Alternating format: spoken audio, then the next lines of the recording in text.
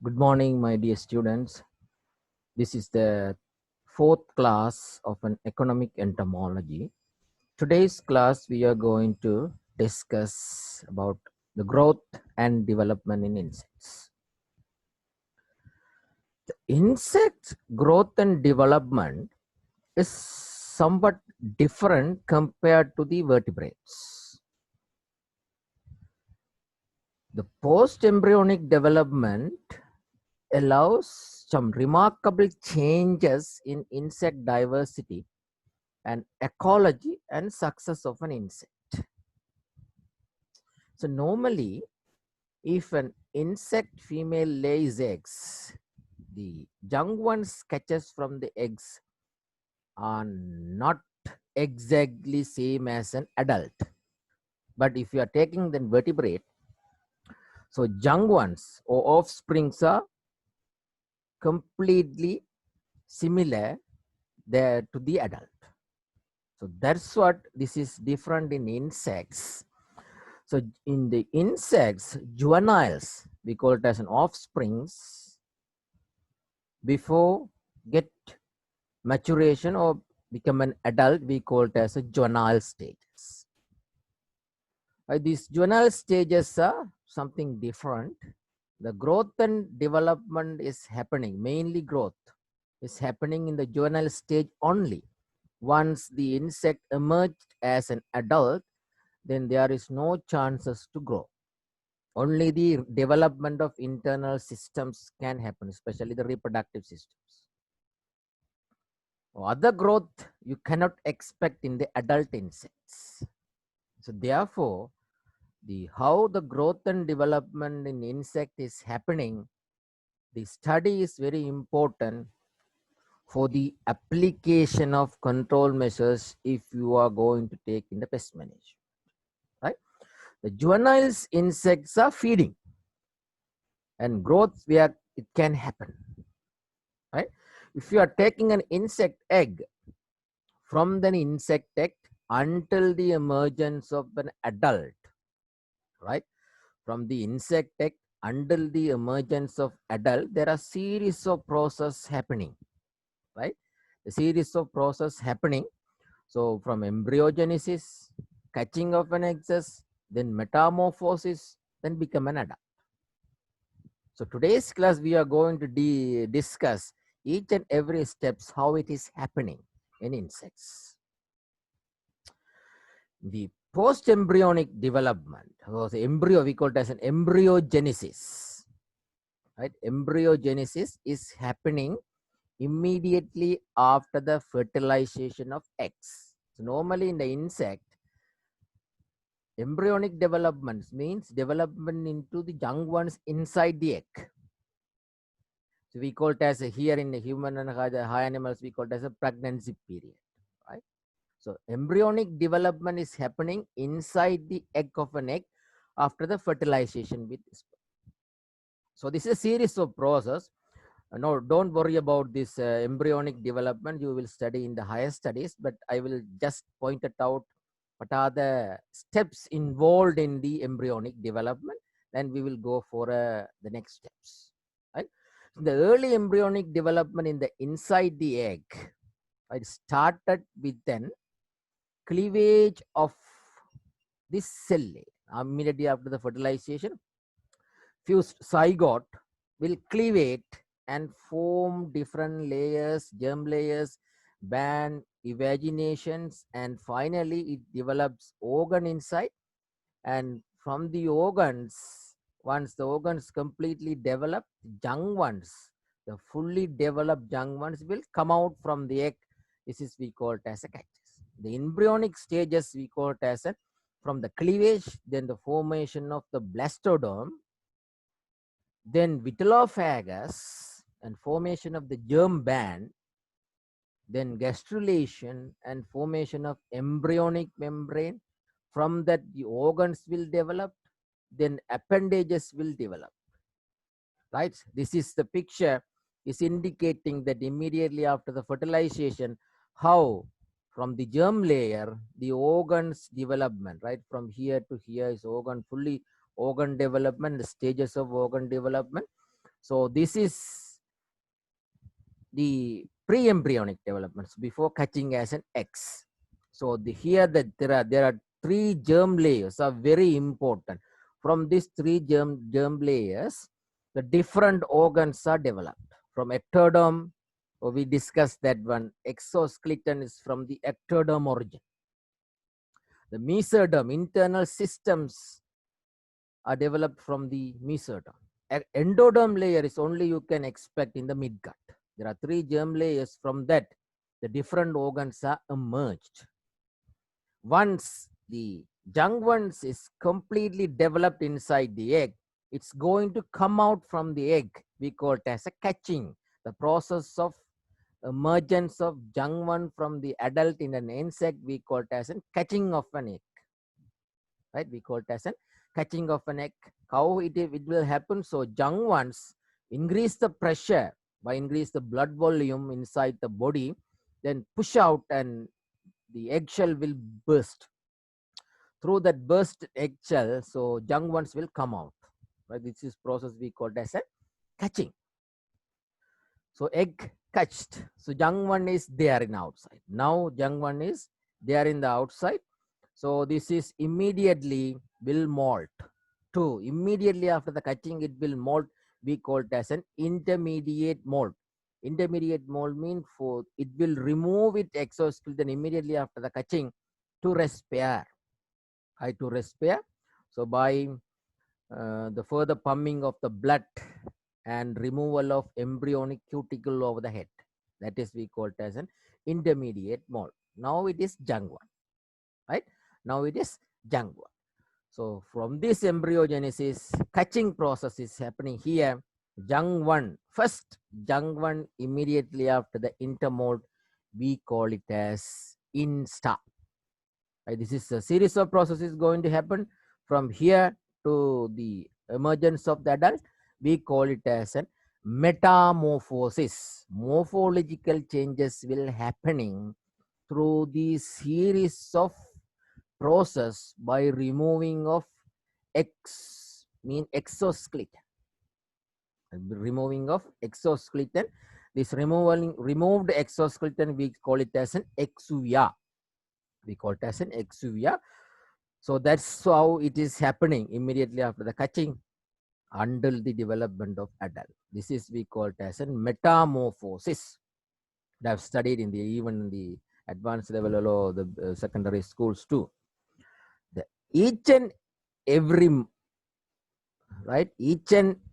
stage, right? Each and every stage in between the molting, right? Each and every stage in between the molting, we call it as an insta.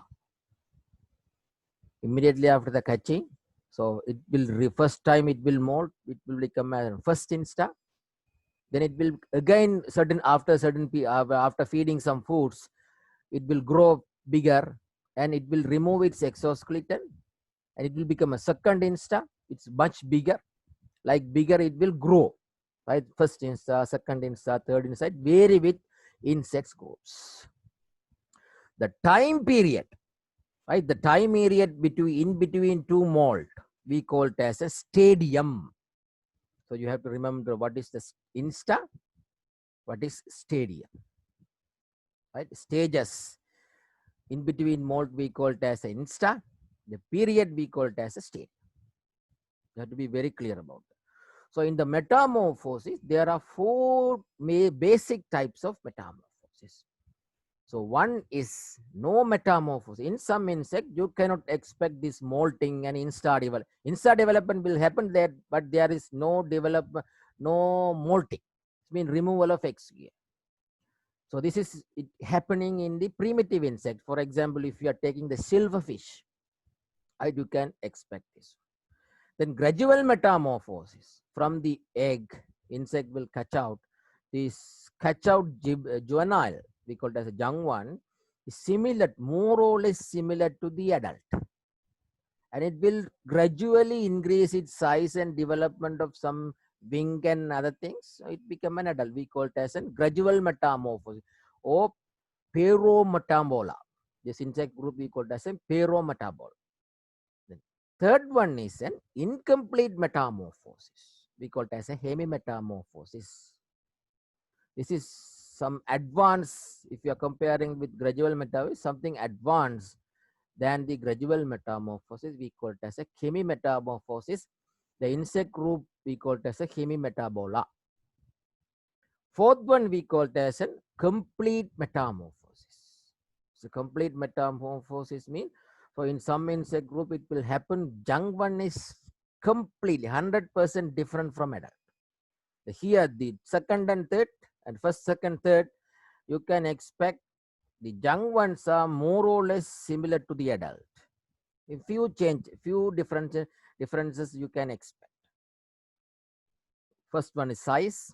The second one is, so sometimes you cannot expect the wing or something, you cannot expect the reproductive organs like that. The complete metamorphosis, adult is entirely different from young ones. And hypermetamorphosis, there are some insect group. In one insect group is there, for we call it as a blister beetle. Here, these both will happen. Incomplete hemimetamorphosis and complete in between these two, both stages you can expect. That's what we call it as an hypermetamorphosis, is special in some insects. So normally you can expect these four. In some cases you can expect that five. Fifth one, hypermetamorphosis. Example, blister beetle. We will discuss one by one the ametamorphosis. This ametamorphosis you can expect, right? So called as a no metamorphosis in primitive insect groups. From the egg, adult will emerge. So these only changes will happening is the size. Otherwise, young ones and adult are 100% similar. You see, only the size changes can happen. From here to there, only the size changes can happen. Here to here, you can find size changes. Only the size changes. But you see, the young one and adult are 100% similar except size. Right? That's how we call it as this insect is not go for a metamorphosis. We call it as an ametabola. Ametabola. This insect group we call it ametabola. Primitive groups. Next one is the Pyrometabola. Young ones are called nymphs. We call it as young ones are called nymphs. These are terrestrial. They are terrestrial in nature. There is no any aquatic. So we call it as a Pyrometamorpha. The external wing and genitalia is only the absent. Young one, the first two instars until the later instars are, you can expect the difference. The later instars more or less similar to the adult. So for example, is Pyrometabola, you can expect cockroach. Right? So sometimes some literature you can get it. The gradual metamorphosis is a type of a hemimetamorphosis. But don't worry about, but you can differentiate two. But if they are considering the same hemimetamorphosis as a gradual metamorphosis part of, no problem. Right? Here you can expect egg, nymphs, and adult. So if you are taking the cockroach, right? If you are taking the cockroach, you see the first instar, the early instar, the later instars, the early instars and later instars. If it is wing develops here, wing it's developed, then more or less adult. Otherwise, you see instar only size is different. Right? This is we call it as a gradual metamorphosis or pyrometamorphosis. Third group is their hemimetamorphosis. The hemimetamorphosis means you can expect, we call it as an incomplete metamorphosis. This is also gradual changes. Gradual changes is happening, but you can expect the young ones in terrestrial and aquatic. If it is terrestrial, we call it as a nymphs, as we call it in the pyrometamorphosis. But if it is an aquatic, we call it as a naiads. Right? Naiads, young one of an hemimetamorphosis group. If it is an aquatic, we call it as a naiads. And nymphs are terrestrial insects. For example, dragonfly, damselfly, mayflies. So they are laying eggs inside the water. That's what the young ones are aquatic. That's what we call it as a naiads, right? So maturation of wings and external genitalia, it will happen immediately after the gradual molting, right? Gradual molting process, only development process happening is a gradual development. Sometimes that's what is an incomplete metamorphosis and parametamorphosis. Some literatures consider as similar, right? Similar. So this is we call it as an hemimetamorphosis. So only in the hemimetamorphosis insect you can expect egg, naiads, adult. If it is an aquatic group, egg, naiads, adult. This is dragonfly life cycle. See, adult one and young ones are different. Right? Adult ones and young ones are different. So we call it as an egg, naiad, and adult. But in the late insta, it's similar. That's what it is, hemimetamorphosis. But if you are taking the bugs, this is mayflies. Here you can say bugs, hemimetamorphosis, hemipterans. Bugs. So gradual changes in wing pad. From the wing pad, here you can expect black wing pad. From the wing pad is wing development process is happening in the nymphs, terrestrial insect. The adult fully developed. So in the instas, only difference is the wings and the size. So in the grasshoppers, you can find it, right? The grasshoppers, different insta group, each and every insta. So at end of the insta, you can expect a molting. You can expect a molting, right? So this is a gradual process of from the egg to adult. We call it as a life cycle of an insect. The life cycle of an insect, the different insect groups producing different types of young ones. According to that, we are classifying ametamorphola, parometamorphosis, hemimetamorphosis, and the last one is the holometamorphosis or complete metamorphosis. The insect group we call it as a holometabolines. This is this changes you can expect in Lepidoptera, moths and butterflies, and Hymenopterans. Right? Hymenoptera mean ants, wasps, bees. And you can expect also this one from dipterans, house flies, fruit flies. Right? And also you can expect from coleopterans, black beetle, rhinoceros beetle, red farm weevil. So those insect group, so from the egg until the development of the adult, young ones are completely different from the shape and sizes if you are comparing with an adult. Young ones are young ones, the feeding machines, eating a lot and lot, but their habitat are different. For hemimetamorphosis, young ones and adults are habitat are same. They are feeding in the same place.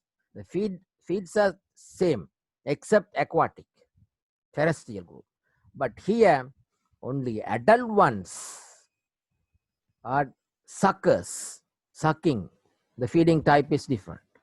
Young ones are biting and chewing, so eating and eating and eating a lot of things. We call that's what they are damaging more. Caterpillars, we call it as commonly caterpillars or larva.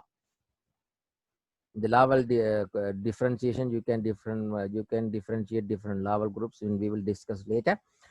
But the holometabola, though complete changes you can expect from the egg, then it will form larva. This is mobile form. Then it will convert a molt into form a pupa. This is an immobile form. It will not move. It will, as it is there. We call it as a pupa. Then from the pupa, adult will emerge. For example, beetles, right? So coleopterans. So from the egg, the young ones, grubs are different from adult. Here, the grubs are different from adult. This is pupa, immobile state, right? Immobile state, it will be there in the soil. So if you're taking butterflies, young ones are caterpillars. We call it as a caterpillars. The eggs, caterpillars, and pupa is immobile stage and become an adult. Right? This is complete changes. Is the in the morphology is completely different. That's what we call it as an holometamorphosis or complete metamorphosis. Insect group we call it as an holometabola. So here it's a dipteran, fruit flies. This is, you can expect fruit flies. From the egg, the maggot will happen. If you are tasting the mango, sometimes you would have seen that this whitish one, right? Worm-like things, it will be there in the mango. This is a larva, we call it as a maggot, apodal, no legs, of fruit flies.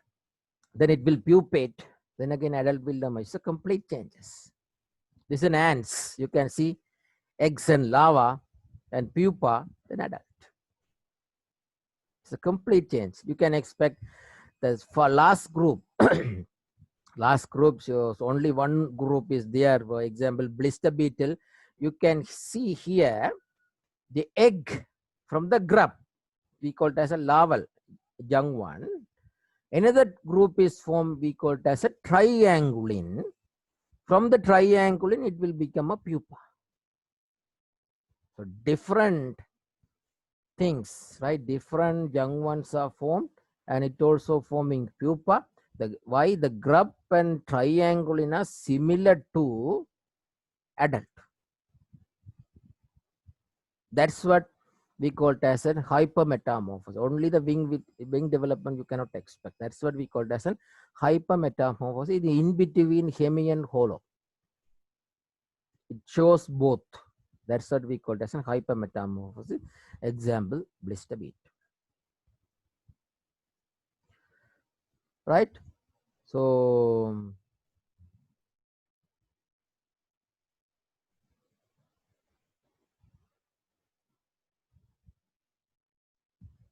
it will become an adult.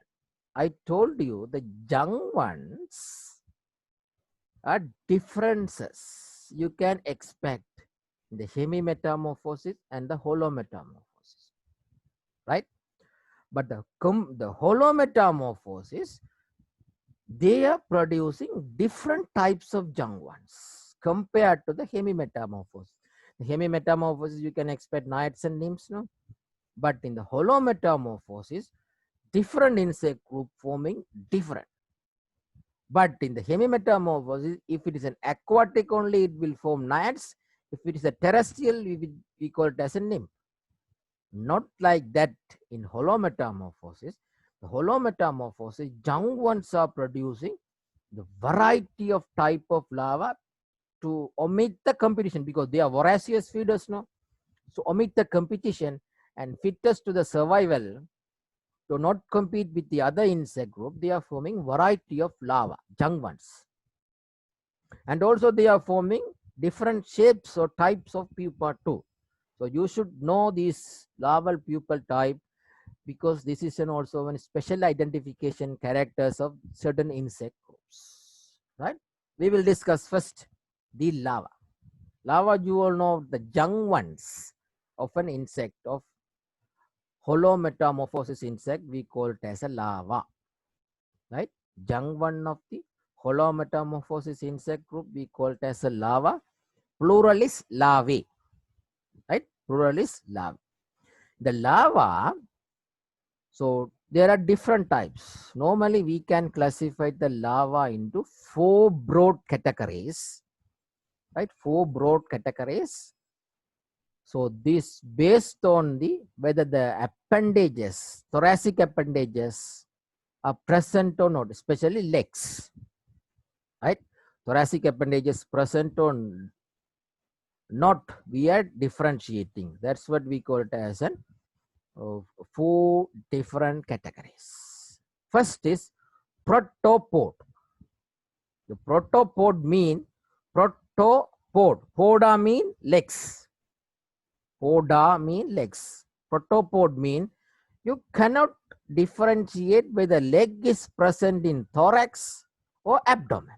It's very not clear, right? That's what we call it as a protopod, right? So thoracic appendages and cephalic appendages mean so not clear differentiation of thorax and abdomen.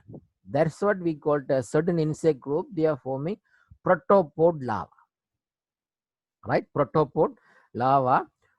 So these are also eating fluid, right? Fluid, sucking the sap and insects, right? Sucking the sap from the plant. Some insects are parasitic groups, right? Some insects are parasitic groups. So rudimentary cephalic and thoracic appendages. Segmentation is rudiment, that's how it's not clearable. But they have the legs, not true legs. We call it as a prolegs. If the legs of an young one, if we are finding a leg from a young one of an insect, we call it as a prolegs, right? Prolegs. If the prolegs should be present in the thorax, right? Prolegs should be in the thorax. Sometimes these prolegs we call it as a pseudolegs, right? Pseudolegs. So these pseudolegs and prolegs, not true legs, it can present in abdomen and the thorax. But whatever the legs present in the thorax will not mask and develop as a true legs when the adult complete its life cycle, right? Thoracic legs will be there, abdominal leg will be there. These legs, if it is present in the larva, we call it as a pseudolegs. These pseudolegs present in the thorax become as evolved, developed as a true legs of an adult insect, right? So it will be clear. So protopod legs are rudiment, or whether it is present in cephalothorax or cephalic region, being called as a cephalothorax or thoracic appendages. Second group is there apod larva. Apods mean no legs. First group is leg is rudiment, and also not clear differentiation between the thorax and the head. Second group is apod larva. Apod larva mean no legs, that you would have tasted in mangoes, maggot in housefly and fruit flies, no legs. Larva will like worm like it will move like this, curving, swimming, right? We call it as a, and if it is a mosquito, if it is an diphtheria, flies, we call it as a maggot. This name, special name. Apodous larva of housefly and fruit fly, we call it as a true flies, we call it as a maggot. Larvae of mosquito, we call it as a wriggler, right? Especially you can find this one in aquatic, right? Wriggler, right? So body is elongated and cylindrical. So this is wriggler. This is an explanation of the wrigglers. This is present of whether the leg is present or not. But sometimes also apodous larva, you can classify it into another 3 different categories, right? Eucephalus, hemicephalus, acephalus, right? Eucephalus mean larva with fully developed head, head helps you. We call it as a eucephalus. The same apodous larva, no legs. You can differentiate into maggot and wriggler, right? Based on the presence of legs. And also you can classify the same apodous larva into another 3 different categories. Eucephalus with well-developed head. Hemicephalus, head is reduced. Acephalus, cephalus mean head, A mean no. Hemicephalus, cephalus mean head, hemi mean partial. Eucephalus means cephalus mean head, euce mean well developed. It's a Latin word, right? You can see the next slides here. Eucephalus, hemicephalus, acephalus. This is an eucephalus. You see the well developed head. Hemicephalus, you see partial developed head. Acephalus, you see there is no head. This is a maggot, right? This is a maggot of fruit fly and house fly. Maggot.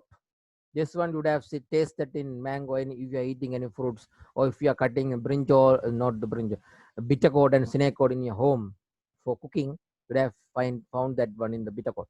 The Aciphalus. So with the based on the development of the head, whether it is well developed, partially developed, or no developed head. According to the whether the leg is present or not, you can differentiate. This one is apodus.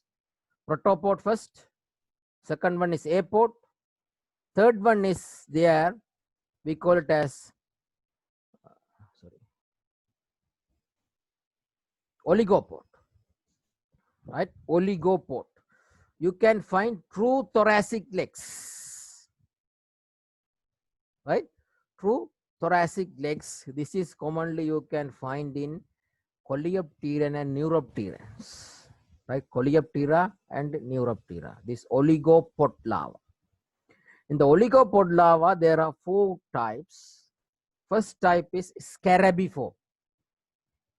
Scarabiform means C. It form grubs are C-shape and also having well-developed thoracic legs, right? Thoracic legs.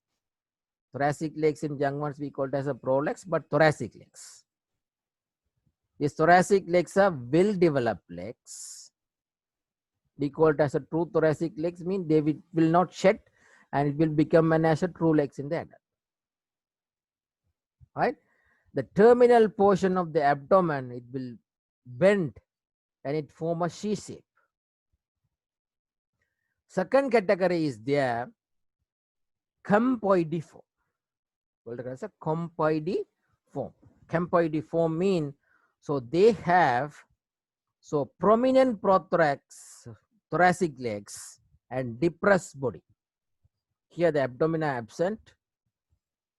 Here these depressed body with prominent thoracic legs and bear prominent terminal process. Abdomen is well developed and with the terminal process. Another category is the elatriform. Elatriform mean body is cylindrical and hard body. You would have seen this elatriform larva, you can find it in stem borers and root borers. Elatriform larva, right? Elatriform larva. Third cover the D form. So A, B, C, D, four category. Triangulin, that is an intermediate for blister beetle. I told you in the blister beetle they are forming. Triangulins mean they have the well-developed legs. These developed legs are perpendicular to the thorax, not hang from the side. They will move like a crocodile, right? They will move like a crocodile. So this is, so you can find the triangulin. We call it as a triangulin. The fourth category we call it as a polypod. Protopod, apod, oligopod, polypod. Right? The polypod larva you can expect from the Lepidoptera. This is purely from the Lepidoptera and Hymenoptera. This polypod larva also you can differentiate it into different groups in Lepidoptera. Polypod they are forming in Lepidoptera and Hymenoptera. But in the Lepidoptera and polypod larva you can differentiate into 4 different caterpillars. We call it as a caterpillars in Lepidoptera. Caterpillars. 4 different categories of caterpillars. One is hairy caterpillars, other one is slug caterpillars, other one is semi-looper, other one is looper. This is based on the number of legs, or we call it as a prolegs, abdominal legs present in the larva. Right? Abdominal leg present in the larva. So the abdominal leg you can only found this polypod larva. This protopod, this oligopod larva, you cannot find any prolegs on the abdomen. Only the legs present in thorax also. Only. There is no any legs on the abdomen. But in the polypod, you can find abdominal leg also. we call it as a pseudolegs. I already told you the pseudolegs.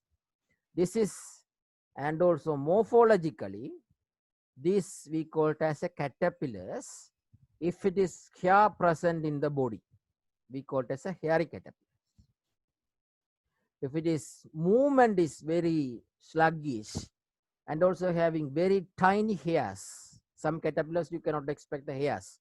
We call that they are moving very slowly. We call it as a slug caterpillars. In some caterpillars, while moving, they will bend their body and they will form a curve, like move. We call it as a semi-looper. In the semi-looper, because the prolegs are either wanting or rudimentary in the third and fourth abdominal segment. Right? The abdominal segment, if you are finding that one, there are 11 abdominal segment. The 11 abdominal segment is, the 11th segment is only developed for reproduction. Up to 1 to 9, there are 9 segments. The 1 to 9 segments, all the segments you can find legs in the hairy caterpillar and slug caterpillar. Right? Hairy caterpillar and slug caterpillar, all the abdominal segment you can find the legs except 11th one. Semi-looper, you cannot find the abdominal legs, the third and fourth. That's how they are forming the half bend while moving. Looper, another category is there. So here, so only you can find the abdominal legs. I said 2 pairs on the 6th and the 7th. 6th and 7th segment only you can find the abdominal legs. There is no any other abdominal legs in the any abdominal segment. That's how they will form the very big loop while moving. Some would have seen that one. Will move like this. Very big bend. Some are very half bend. We call it as a semi-loopers and the loopers. Right? Hairy caterpillar, slug caterpillar, semi-looper and looper. There are polypod. Right? So this is a larval types. Right? In the larval types, so I can summarize that the larval types, there are 4 different categories of larval types. One is protopod. Protopod is leg is rudimentary. Second category is apod. There is no legs. In the apodous leg larva, so sometimes we call it as a maggot if it is present in the diphtheria flies. We call it as a maggot. And regular if it is present in mosquito. In the according to the development of the head also you can differentiate into 3 different forms. Apodous larva, Eucephalus, Ecephalus, Acephalus. So for Eucephalus, Hemicephalus and Acephalus. So this is apodous.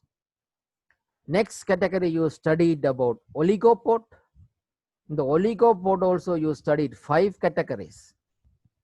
Right? Scarabiform, right? Campydiform, elatriform, triangular. 4 categories. Triangular. Then you studied the 4th categories of larva, polypod. In the polypod larva also you can categorize into 4 types of caterpillars in Lepidoptera. Hairy caterpillars, slug caterpillars, semi-looper and looper. This is the end of different types of larva. So then so this is a pictures. You can see that one, how the different types of larva is present in apodous, scarabiform, campydiform. Once the larval period is completed, all these one form a pupa. All these one form a pupa. This is not mobile form. They will form a shell. Inside the shell, they will reside for the complete development of wing and the other reproductive systems. This pupa, so also you can differentiate according to the different insect groups. Whether the shell is formed in which material it's formed, whether the development of these wing and legs you can see from the external.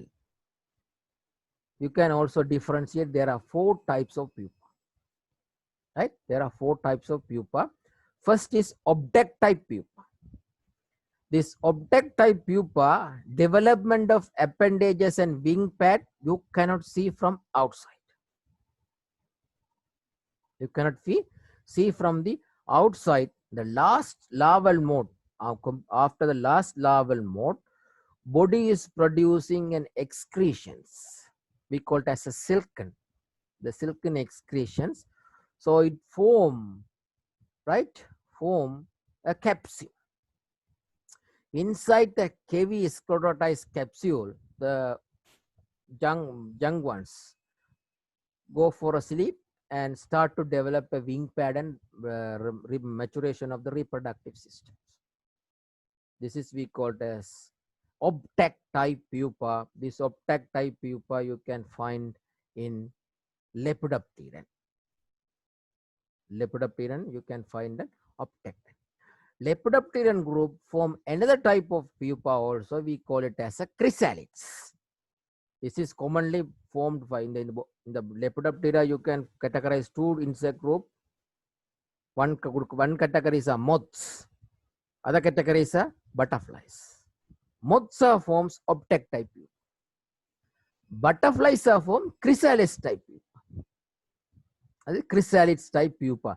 The chrysalid type pupa mean they last insta larva, they form a saliva, right? From the saliva they will stick on a leaf or substrate, and it will form, excrete the substrate, the skeletonized exoskeleton to form a capsule. Inside the capsule you can find the larva will become a adult, right? So this larva, this pupa will hang from the substrate by sticking the substrate. But this one is not hanging, it's a free. This is hanging, right? And also it's covered by sometimes some skeletonized net. You could have seen that one. So they, at the end here, you can find this here, you can find the hooks, right? From the hooks, their substrate, it is attached. Sometimes, so hip bands are also there. The middle portion also attached with the substrate, we call it as hip band. This is obvious in citrus butterflies. While it is forming a pupa, it will form a hip band, right? It will form a hip banding. We call it as a chrysalids type object. So butterfly, Lepidopterans, they are forming 2 types. One is object type, other one is chrysalids. Object type you can find in moths. Chrysalis type you can find in butterflies. So another one is forming by trumpuller. We call it as trumpuller. The mosquito also forming pupa in the aquatic zone. Right? Mosquitoes, young one we call it as a wriggler larva. Pupa we call it as a tumbler. We call it as a tumbler. You cannot find any appendages and forming capsules. So they will have stick upside down on the water level, right? Upside down in the water level. And this is, we call it as a trumpuller. We call it as a trumpuller. So this pupa is very active. It will move like this. That's what we call this a differentiating. Another category is there, exarate. This exarate type pupa is formed by coleopterans. Weevils and beetles, they are forming this exarate type pupa. This exarate type pupa is formed inside a substrate cocoon. We call it as a substrate cocoon. Earth, sometimes they will form earth. Inside the earth, the young ones is go for a sleep, or sometimes inside the plant substrate, right? We call it as an netted, right? Netted type something. This pupa development of wings and legs, you can see if you are breaking that substrate. That's how this is an XRI type pupa we are calling. So why? Because you can find the antennal development, leg development. If you are taking that into your home and put in a container, every day if you are monitoring, you can find it how it is leg developing, how it is antenna developing. That's what we call it as an XRI type pupa. This XRI type pupa is formed by the coleopterans. Another category is here by Diptera, we call it as a coarctate. Barrel pupa. This maggot, they are forming a barrel-shaped pupa. Earlier it is yellowish color, it become dark brownish later. Because they are apodous now, they will form a skeletonized capsule. Inside the skeletonized capsule, so they will develop wing and leg. Because they are apodous, there is no any legs, pseudo legs. So they have to develop a leg, they have to develop a wing. So that's pupa, barrel-shaped pupa you can find in the dipteran flies, we call it as a coarctate. So the brown case, we call it as a puparium, right? The brown case formed outside, we call it as a puparium. Like an earthen cocoon in the Coleoptera, they are forming puparium, the barrel pupa. So Diptera forming two type of larva and two type of pupa. You see, mosquitoes, they are forming the wriggler larva and tumpular pupa. And flies, they are forming the maggot type larva and coarctate type pupa. You should remember that one, right? You should remember that. This is the different categories of larva and pupa. Right? Different categories of larva and pupa. So molting. I told you, so at right. So this is a different type of larva and pupa. I told you that each and every larva, so this we call it as larva or young ones, we call it as a insta, right? Insta mean different age group of the larva. Insta, first insta, between 1 to 5 days from the catching, we call it as a first insta. From 5 to 14 days, sometimes we call it as second insta, third insta, fourth insta, 5, 6, 7, 8. So it can go up to 8 insta in different insect groups. So after the growth of the first insta, they have to remove their exoskeleton to grow further and to become a second insta. This process we call it as a molting, right? Removal of old cuticle and formation of the new cuticle to become another insta, we call it as a molting, right? Formation of old cuticle and formation of the abolishment of a cuticle, the old cuticle, and formation of new cuticle. So that's what we call it as a molting. The process we call it as a molting or ecdysis. This is happening a series of process, right? The removed old cuticle we call it as an exuvia. Removed old cuticle we call it as an exuvia. After the final molt in the larva, this one will become a pupa, right? This one will become a pupa. So the stadium, you are clear about that. The period of these instar, we call it each and every instar, we call it as a period. So we call it as a stadium. At the end of the each stadium, the molting process will happen. Right? End of the stadium period, molting will happen. So we will discuss how the molting will happen. The steps of molting. So you would have seen, if you are rearing the larva, the third year you will rear it larva. But if you want to, if you are interested, if you are free, you can go to the field and catch the larva. In the small larvas, you catch it and bring it and give some food, the same cost food. So if the lava is going to molt, it will not feed, it will stop feeding. Why? So the hormone concentration will increase. Now if the hormone concentration increasing in your body, you will feel sick, feeling headache, feeling restless, sometimes you will be sleepy. Like that, the lava also, it will not eat, you will feel some vomiting.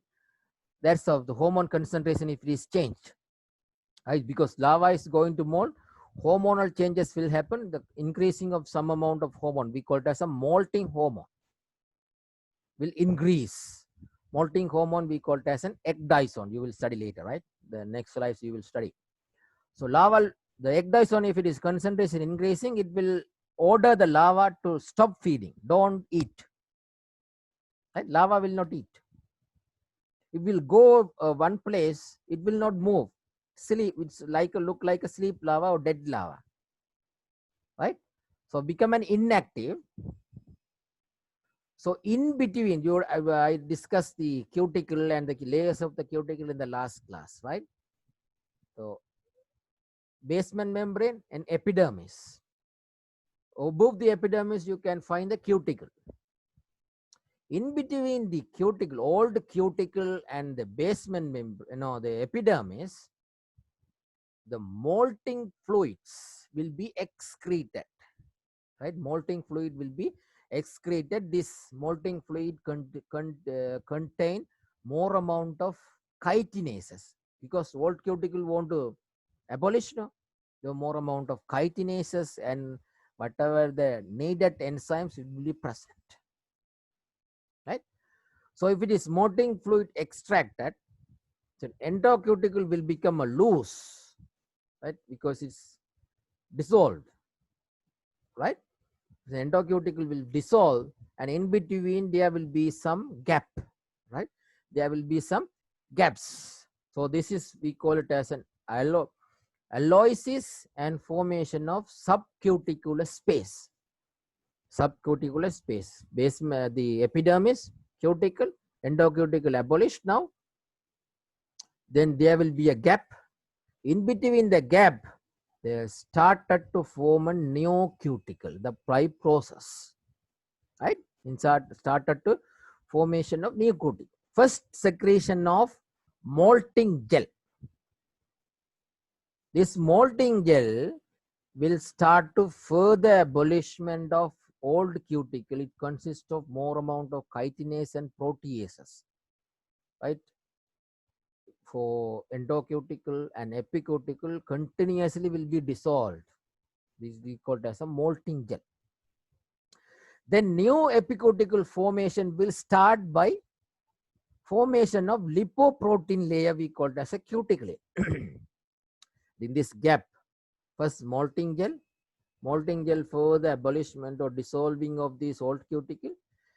Again, epidermis will form a cuticle. This cuticle consists of lipoproteins. Lipoprotein started to form procuticles, right? Procuticle and epicuticle form.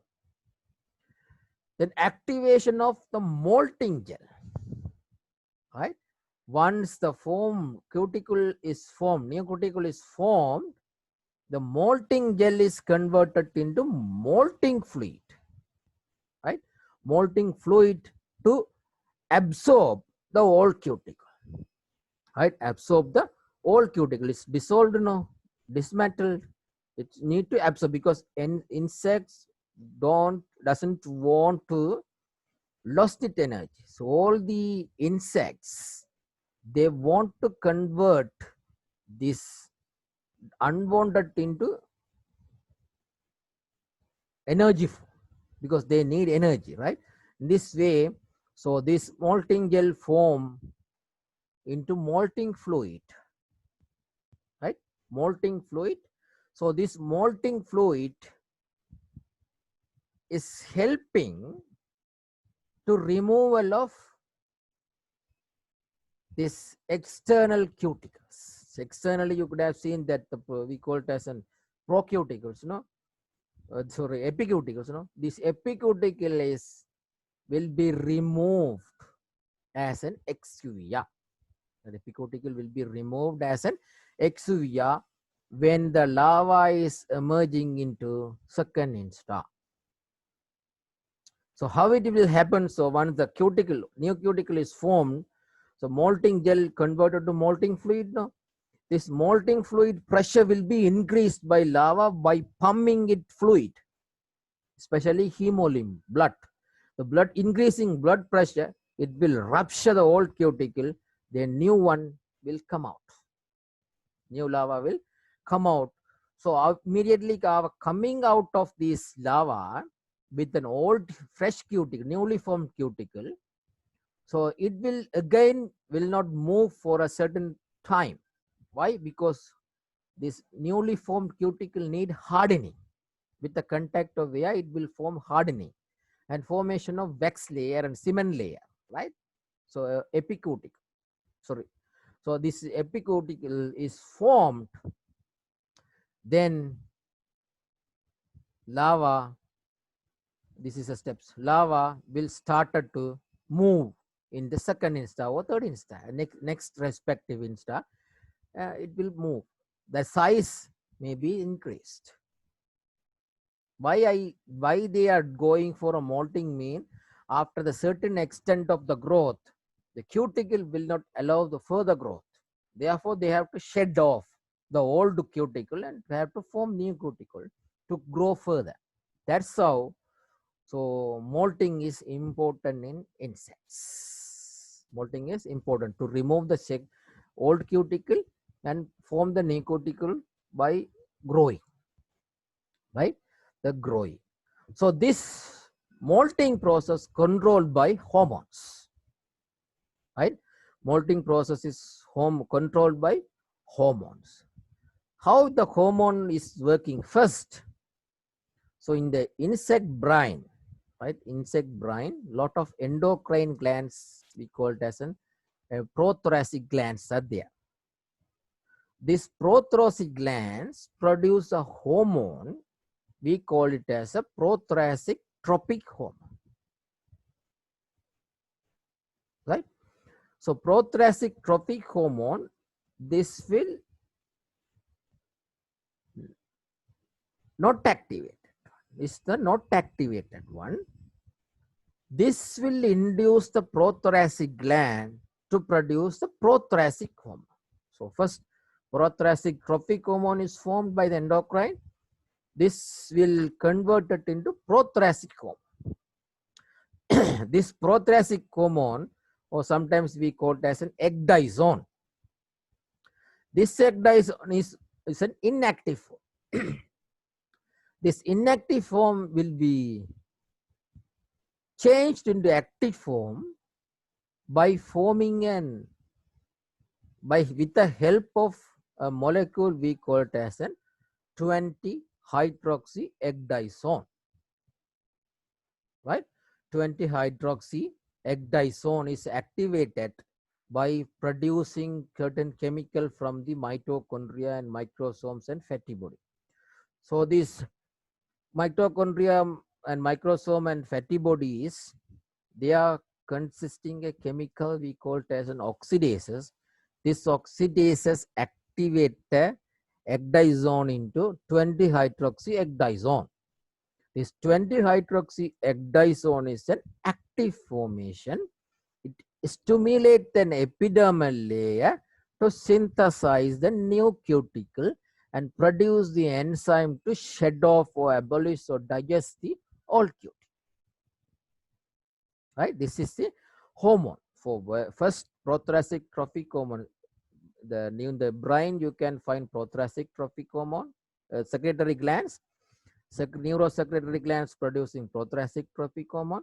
This prothoracic trophic hormone induce the prothoracic gland to produce prothoracic hormone. This prothoracic hormone we called as an ecdysone. This ecdysone is an inactive form. This is converted into active form by the oxidases of mitochondria and microsome and fatty body into 20-hydroxy ecdysone. This 20-hydroxy ecdysone released into the blood and come to the cuticle epidermis. And from the epidermis, stimulating the epidermis to form a molting gel and molting hormone, and also form the new cuticle, right? So molting gel abolish or digest the old cuticle. So new cuticle is formed. It will remove with the help of blood pressure by the larva as an exuvia. This is the hormonal control of insect molting, right? Hormonal control of insect molting. This ecdysone is a one type of hormone present in the juvenile stage. Another category of the juvenile hormone in insect is there, we call it as a juvenile hormone, right? So juvenile hormone secreted by the corpora allata of the brain. It's very closer to the hypothalamus, so prothoracic gland, because of corpora allata, this juvenile hormone, corpora allata produce juvenile hormone, and 20-hydroxy ecdysone induce the molt, right? All together, right? Induce the molt and form and forming and induce the molting, right? Induce the molting. If the juvenile hormone is not present, insect will not go for a molting. This can happen if the environmental condition is not suitable, if the food is not available for a larva, so they will remain as a larva. It will not go for to the next step. Why? So this environmental hormone is environmental conditions are very important to produce the prothoracic tropic hormone. If it is not suitable, prothoracic tropic hormone will not produce, then there will be no molt. That's how this today's entomology producing insights by considering these hormones, right? Hormones. Nowadays, the hormones are using as an insecticides. If the insecticides or consisting of juvenile hormone sprayed on the larva, larva will remain as a larva. It will not go for an adult, right? Likewise, though, for the applications, you need this hormonal control of molting. If the conditions are not suitable, these insects will go for a diapause. Diapause means they will stop the feeding and they will go for a long sleep. We call it as a hibernation. Diapause or hibernation. The hibernation we are calling in a computer also. If you want to stop the computer, don't want to turn off, so you are going for a hibernation. It's another option is the hibernation mean. So insect is live, but they are not active.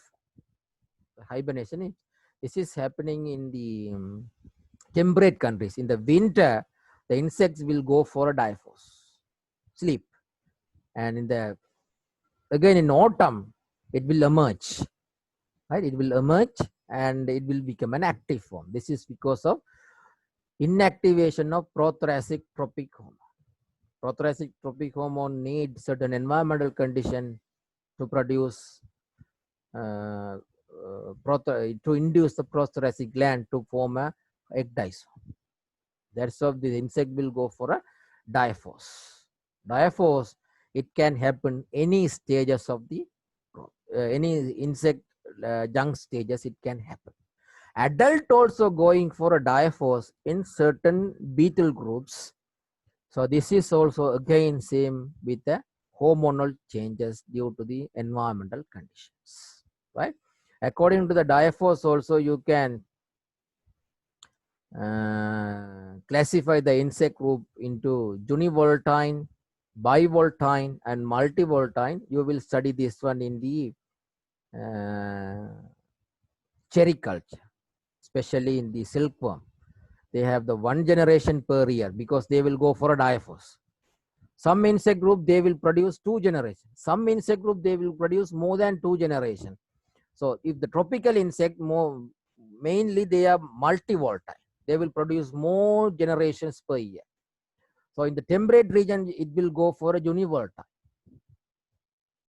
In between these dry zone and the temperate zone, then they will go for 2 years, right? So this is depend on insect group according to the environmental condition, how the hormone is influenced in insect, right? This is the growth and development of the insect. So this is a graph. So if you won't ask any questions, you can ask. This is a growth, end of the growth and development of the insect.